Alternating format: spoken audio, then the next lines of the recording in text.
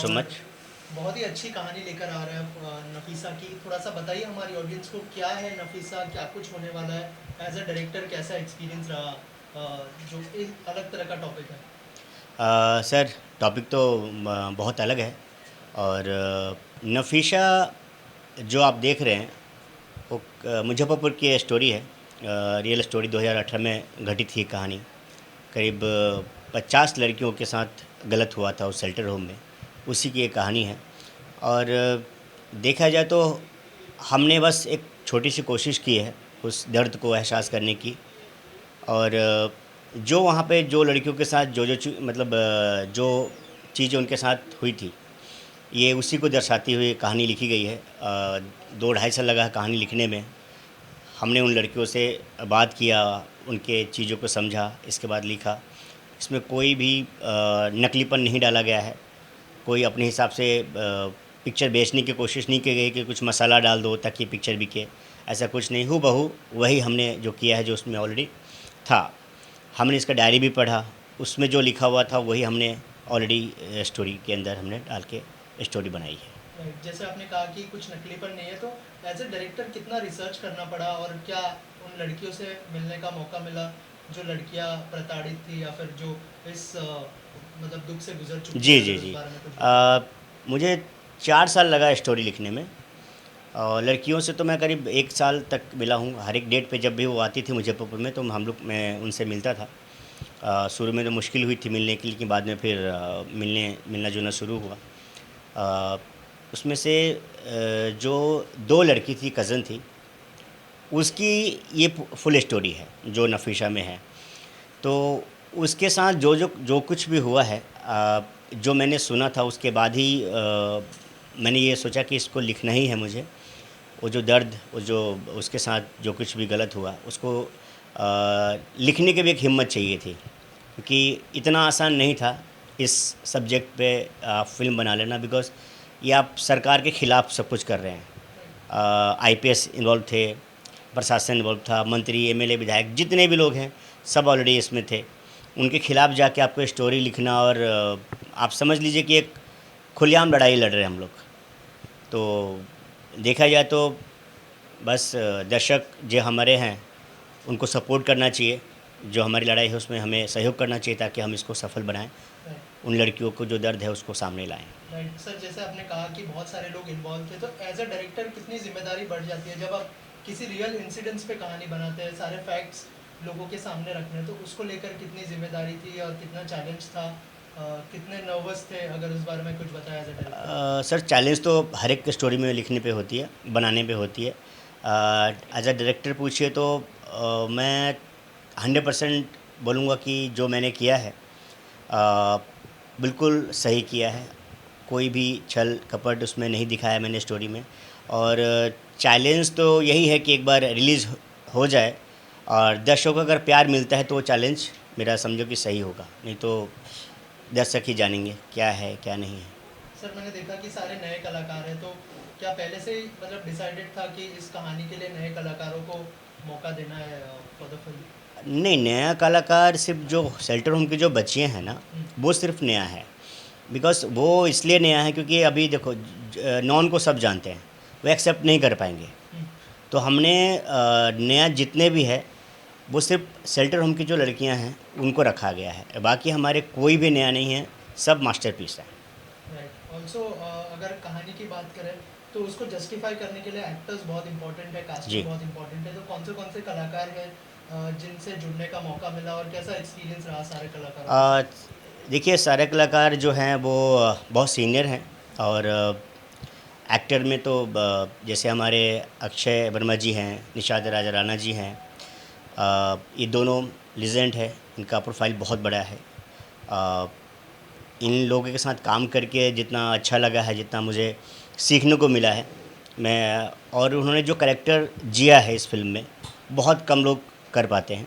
मुझे खुशी है कि मैंने जो कास्टिंग किया है, वो सही किया था इन लोग को लेके। और मुझे सहयोग बहुत मिला इन लोग का।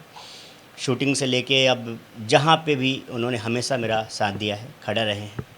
तो एक्टर बहुत सपोर्टिंग मिले मुझे। राइट, टीजर फिल्म का रिलीज हो चुका जी। है, ट्रेलर कब रिलीज होने वाला है और कब फिल्म रिलीज होगी, लोगों के बीच में आएगी, अगर उस बारे में कुछ बता टीज़र हमने आज रिलीज़ किया है और नेक्स्ट मंथ हम ट्रेलर लॉन्च कर रहे हैं। उसके 15 या 20 दिन के बाद हम फिल्म रिलीज़ करेंगे। ओके, और कोई मैसेज देना चाहेंगे जो ऑडियंस देख रही है और बहुत ही जल्दी फिल्म देखने वाली है उनके लिए? मैं बस इतना ही कहना चाहूँगा कि नफ़ीसा मेरी या फिर मेरी टीम की पिक्चर नहीं है। नफ़ीसा पूरे इंडिया की पिक्चर है और जितने भी लड़कियां हैं जो सताई गई हैं शेल्टर होम से, सब उनकी पिक्चरें हैं। तो प्लीज़ सपोर्ट करें नफ़ीसा को। ये आप लोग की पिक्चर है, मैंने तो सिर्फ शुरुआत की है, बाकी एंडिंग आप लोग को करना है। सपोर्ट आप लोग कीजिए ताकि ये पिक्चर घर घर तक पहुँचे। Thank you so much. Thank you sir, thank you.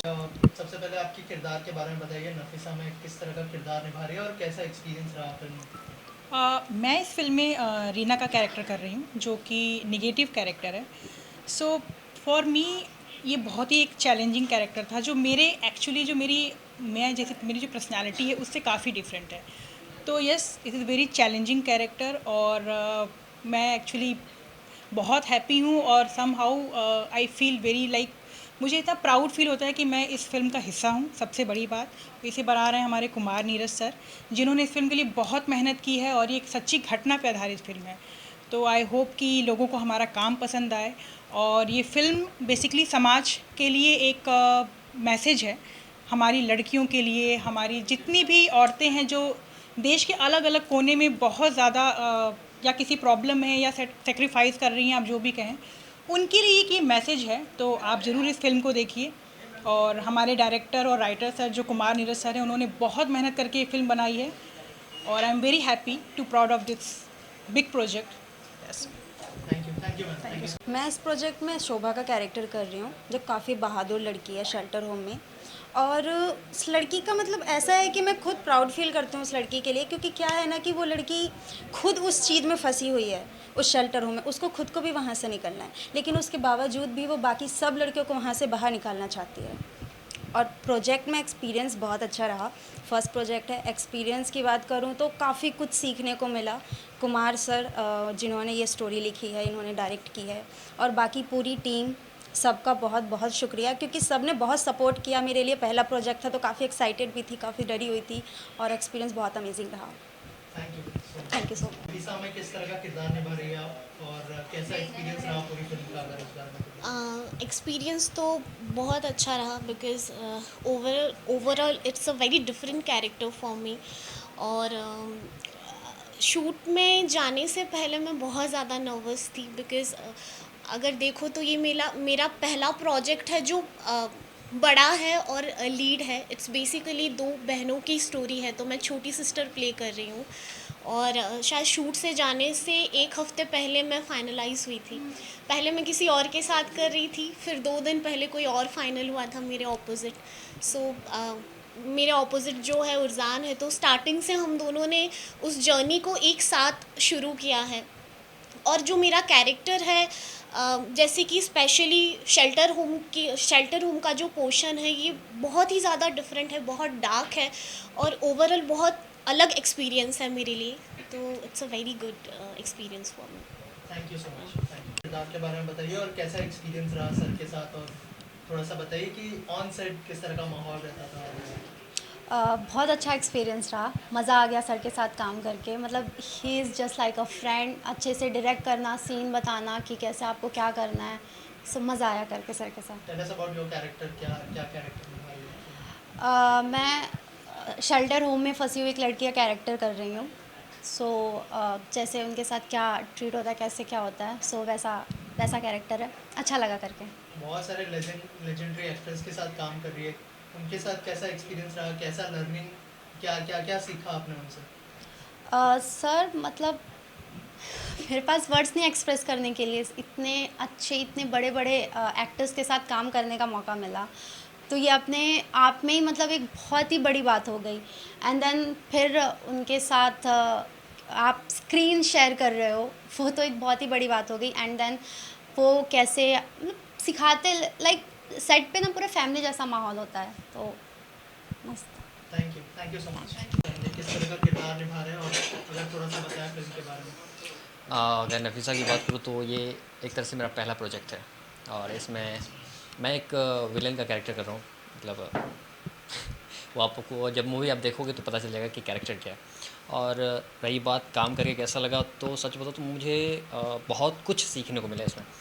जो मैं सिर्फ एक्टिंग जानता था, ठीक है, मैं एक्टिंग के बारे में जानता था, और जब काम मैंने किया और एक्टरों के साथ किया, इतने बड़े बड़े एक्टरों के साथ मैंने जब काम किया, तो मुझे मतलब काफ़ी कुछ पता चला कि आखिर एक्टिंग के अलावा भी बहुत कुछ होता है जो हमें देखना पड़ता है, जो हमें सीखना पड़ता है, और हम उस हिसाब से हम वो एक्टिंग करते हैं। तो फिर ये तो कुमार नीरज सर की तरफ से क्या ब्रीफ था, क्योंकि जो है नेगेटिव किरदार में आप उनकी तरफ से क्या ब्रीफ था और आपने अपनी तरफ से क्या प्रिपरेशन किया था किरदार को? सर एक तरह से हमारे गुरु हैं, तो उनके ब्रीफ के बाद ऐसा नहीं लगता कि हमें कोई प्रिपेयर करने की ज़रूरत है। तो उनके ब्रीफ के बाद तो अपने आप काम होने लगता है। राइट। ऑल्सो क्या सीखा आपने जो लेजेंडरी एक्टर्स हैं उनसे? एक्टिंग बोलूँ तो उनकी एक्टिंग कमाल की थी, और जो कैमरे के पीछे भी काम जो होता है उसके हिसाब से समझ के आप जो काम करते हो कैमरे पे, वो सारी चीज़ें। और जब आप उनसे बात करोगे, उनसे पूछोगे कि हमें ये चीज़ नहीं आ रहा है, आप अपने हिसाब से बताओ कि आप कैसे करते हो इसको, तो आपको पूरी डिटेलिंग में बताते हैं कि अगर आप कोई कैरेक्टर फील करना है तो आप कैसे करोगे उसको, ब्रीथिंग आपकी क्या होनी चाहिए, सारी चीज़ें जितने भी एक्सपीरियंस एक्टर है सबको पता होता है। तो काफ़ी हेल्प करते हैं इसमें हमारी। Thank you so much. Thank okay, thank you. You. Okay, सबसे पहले अपने किरदार के बारे में बताइए और कैसा एक्सपीरियंस रहा पूरी फिल्म का? मैं इसमें एक्चुअली निशान सिंह प्ले कर रहा हूँ, तो बहुत ही बढ़िया एक्सपीरियंस रहा। जब ये स्टोरी आई थी, so it was based on a true based story. तो जब मुझे इसके बारे में बताया गया था तो काफ़ी मैंने रिसर्च किया, और जो इसके राइटर है Neeraj sir, who is the director as well, Neeraj Kumar, sorry Kumar Neeraj ji, तो उन्होंने मुझे नरेट की थी story. So I like it. मैंने काफ़ी उस कैरेक्टर के ऊपर रिसर्च किया, एंड उसके बाद वर्कशॉप्स हुए। सो कुमार नीरज सर ने मुझे काफ़ी चीज़ें हेल्प की to get in that tone, body language जो कैरेक्टर का था। एंड जब मैं सेट पे उतरा था तो मेरी काफ़ी चीज़ें थी, एक्सपेक्टेशंस थी, तो वो सारी चीज़ें उन्होंने मुझे समझाई कि कैसे उस बॉडी लैंग्वेज को कंट्रोल करना है एज एन एक्टर, कैसे आपको आपकी उस एक्टिंग को कैसे आपको रियलिस्टिक में कन्वर्ट करना है। So it help me a lot, and I give my best to play the character which I can play in it. Okay, और कुछ कहना चाहेंगे ऑडियंस से? ऑडियंस से बस यही कहना चाहता हूँ कि बस आप वेट करिए, क्योंकि नफीसा बहुत जल्द आने वाली है, and it's a very beautiful film made by Kumar Neeraj sir, and we are hoping that it will go on a very good base. Thank you sir के विजन को जो है फुलफिल करने के लिए आप लोगों ने बहुत सपोर्ट किया, थोड़ा सा बताइए सर। मेरे कैरेक्टर का जो नाम है वो है रितेश ठाकुर, और इस फिल्म में जो हम बात कर रहे हैं विमेन शेल्टर होम की, तो इस विमेन शेल्टर होम का मैं जो ऑनर हूँ वो मैं प्ले कर रहा हूँ। और देखने में ऐसा लगता है जैसे बहुत शरीफ इंसान है, बट अंदर से बहुत करप्ट है, वो बहुत लेयर्ड है, और यही कहानी है। और जहाँ तक रहा सवाल नीरज जी का, बढ़िया इंसान है, बढ़िया डायरेक्टर है, एंड वेरी हेल्पफुल, और at the same time rigid नहीं है किसी भी बात को लेके, स्क्रिप्ट को लेके, डायलॉग को लेके, सीन को लेके, और जो चीज़ें डिस्कस होती हैं वो म्यूचुअल होती हैं। उसके बाद सीन शूट होता है, और अच्छा मज़ा रहा। जितना भी काम किया अभी तक हम लोगों ने, बहुत बढ़िया रहा, और मुझे लगता है कि ये जो साथ है आगे तक जाएगा। सर आप बताइए किरदार के बारे में और कैसा एक्सपीरियंस रहा? जी, मैं आनंद वर्मा का किरदार कर रहा हूँ इसमें। ही इज़ अ पॉलिटिशियन, और अपने हिसाब से बिल्कुल सही है वो, क्योंकि नेगेटिव या पॉजिटिव मेरे हिसाब से ज़्यादा व्यू पॉइंट होता है। एक आदमी जो काम कर रहा है उसके लिए सही होगा, दुनिया के लिए गलत हो सकता है, और करता है अपना सारा काम धाम। और ठाकुर जी का उसमें काफ़ी बड़ा हाथ रहता है हमेशा। नीरज जी की बात रही तो नीरज जी से मेरी मुलाकात एक्चुअली बड़ा इंटरेस्टिंग है। ये एक फेसबुक पे नितेश जिनने मेरी कास्टिंग एक्चुअली की थी इस फिल्म में, तो उनका मैसेज आया, और मैं बहुत ही नॉन सीरियस टाइप मीडियम मानता हूँ।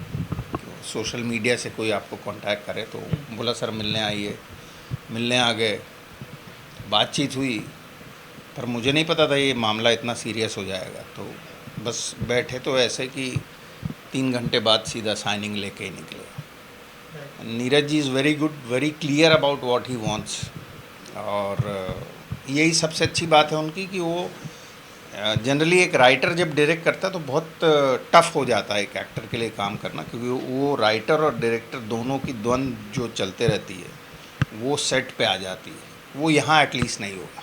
Right. So as an actor जो क्योंकि ये रियल इंसिडेंट्स पर है, डायरेक्टर का ब्रीफ कितना इंपॉर्टेंट हो जाता है एज एन एक्टर, अगर आप दोनों बताएं हमें, और थोड़ा सा बताइए कि क्या क्या प्रिपरेशन आपने आपकी तरफ से की थी किरदार के लिए। देखिए, ब्रीफ तो बहुत ज़्यादा इंपॉर्टेंट है, क्योंकि ब्रीफ ही कैरेक्टर को उठाएगा, गिराएगा।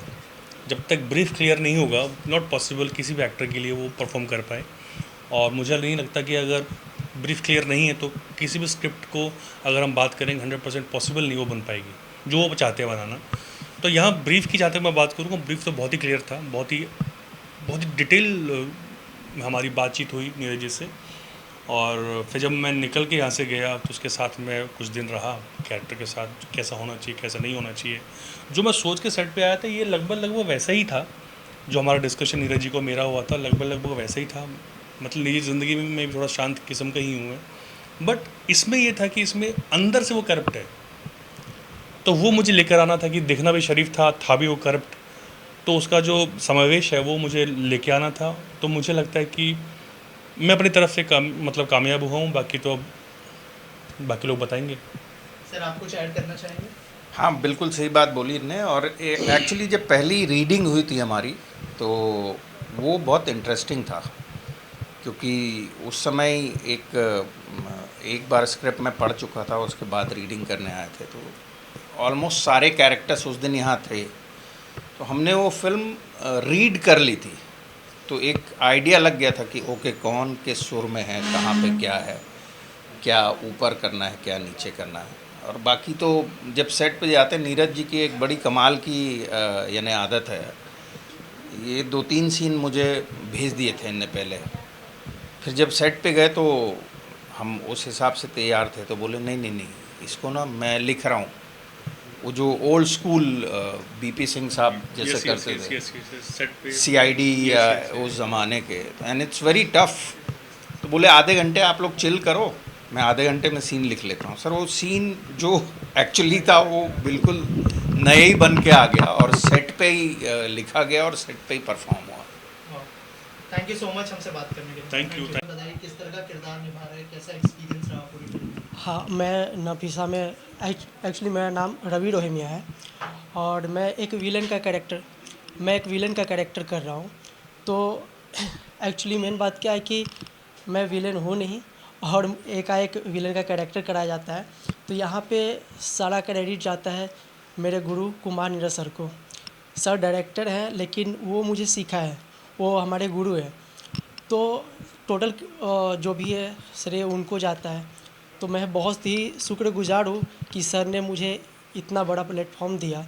और रहा बात ये नफीसा मूवी का, तो ये एक मूवी नहीं है, एक बहुत बड़ा और बहुत ही अच्छा कहानी है और दर्दनाक कहानी है, जिसे देखना ही चाहिए, सबको देखना चाहिए। और इसे एक मूवी के तौर पे इसे उतारा गया है, तो हमारे लिए बहुत अच्छा होगा कि इस मूवी को देखें और समझें। और क्या सीखा आपने? जो लेजेंडरी एक्टर्स थे आपके गुरु तो आने होती है, और फिल्म का म्यूज़िक जो है सिचुएशन के हिसाब से मोस्ट ऑफ देना पड़ता है, क्या कहना चाहेंगे सर? और थोड़ा सा बताइए म्यूज़िक के बारे में। जी ज़रूर। सबसे पहले कुमार नीरज सर का मैं तहे दिल से धन्यवाद कहना चाहूँगा, जिन्होंने एक बड़ी फिल्म में मुझे साथ में काम करने का मौका दिया। इस फिल्म के अंदर जब इन्होंने स्टोरी मुझे जब बताया तो उस सिचुएशन के अकॉर्डिंग गाने क्रिएट होते हैं, बनाए जाते हैं। तो इनसे हमारी 1 महीने तक मीटिंग चली। मीटिंग होने के बाद फाइनली इन्होंने 2 गाना इस मूवी के लिए ओके किया। फिर मैंने इसको रिकॉर्ड किया। रितु पाठक सिंगर हैं जिनके काफ़ी सारे हिट गाने हैं, वॉल्यूम कम कर, पप्पा जग जाएगा, नाम जलेबी बाई, ये सारे गाने हिट गाने हैं। और सेकंड जो सॉन्ग है वो इशिता विश्वकर्मा है, जो सारेगामा पा 2019 के विनर है और इंडियाज़ गॉट टैलेंट की रनर अप हैं। तो उनके साथ भी एक गाना किया, सेट सॉन्ग है वो और एक आइटम नंबर है। तो और इस गाने का कोरियोग्राफ हमारे गणेशाचार्य सर मास्टर जी, जिन्होंने बहुत ही बढ़िया कोरियोग्राफी किया है। इनसे जुड़ के बहुत कुछ सीखने को भी मुझे मिला। एक बड़ी फिल्म में काम करने का जो अवसर इन्होंने दिया, नीरज सर का मैं एक बार फिर से धन्यवाद कहना चाहूँगा कि मौका दिया। और देखते हैं अब आगे पब्लिक के ऊपर डिपेंड करता है, क्योंकि उनके ऊपर ही सारा कुछ होता है। हम लोगों ने जितनी मेहनत करनी थी हम लोगों ने कर लिया, और हमारे टीम के जितने भी मेंबर्स हैं बहुत ही लगन से सबने काम किया है। सबका धन्यवाद भी मैं कहना चाहूँगा कि सब मिलके जैसा काम किया, आगे जाके मैं समझता हूँ रिज़ल्ट बहुत ही बढ़िया होना है।